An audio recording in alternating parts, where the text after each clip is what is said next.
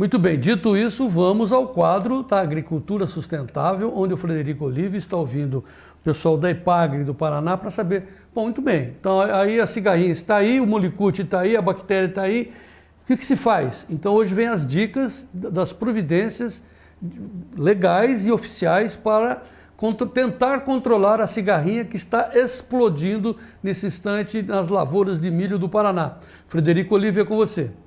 Olá, João Batista, muito boa tarde. Hoje é terça-feira, 23 de março, o quadro Agricultura Sustentável, novamente com o depoimento de Edivan Possamay, do IDR Paraná. E ele traz para nós as orientações que os agricultores devem seguir para combater a cigarrinha do milho e o enfesamento na cultura. João Batista, vamos ver. Então, assim, o que a gente elenca? Primeiro, a eliminação do milho tiguera. A cigarrinha é o vetor e o enfesamento ele precisa da planta viva. Então, o milho tiguera ele pode ser a ponte verde para você transmitir de uma lavoura doente para uma lavoura sadia. Então, a eliminação por parte dos agricultores do milho tiguera, milho guacho espontâneo, seja ele em lavouras ou em áreas adjacentes, nas beiras de estradas, ela é fundamental para quebrar o ciclo da doença.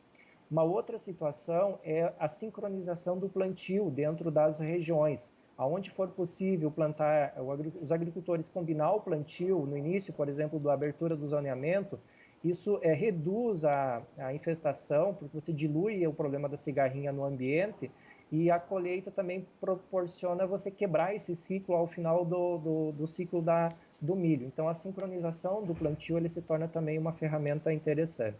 Então, esse é para tentar evitar o que a gente chama continuidade da ponte verde. Com relação ao controle do inseto vetor, da cigarrinha, também é importante e tem duas ferramentas. Um é o tratamento de sementes com inseticidas, né, que tem efeito residual por um período e ajuda a controlar a cigarrinha após a emergência do milho. E o controle químico também, com produtos tanto biológicos quanto produtos químicos, os inseticidas, né, devem ser feitas aí até o estágio de V8 das plantas pequenas. Após isso, não tem se mostrado eficiente. Então, o controle do inseto vetor também é uma estratégia. Mas aqui a gente tem visto que tem dado mais resultados a curto prazo e deve ser buscada de uma forma mais intensa pelos produtores é a utilização de híbridos com tolerância. Então, hoje a gente percebeu isso. Porém, o que as empresas até têm nos repassado, que os híbridos que têm tolerância, às vezes não é o mais precoce, nem o que tem o maior teto produtivo. Porém, ele garante estabilidade de produção.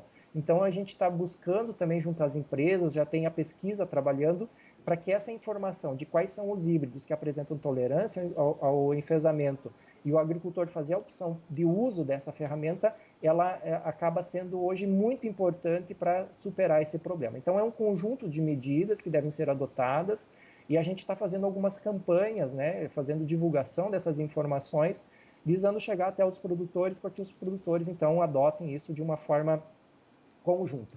A gente sabe, por exemplo, milho tiguera, sincronização de plantio, ela tem algumas dificuldades, né? Porque a gente tem, por exemplo, no Paraná, muitas pequenas propriedades que trabalham com milho silagem na primeira safra, com milho safrinha na segunda. Então, essa sincronização e o próprio controle do milho tiguera, por causa do clima nosso que chove bastante, é um pouco mais difícil.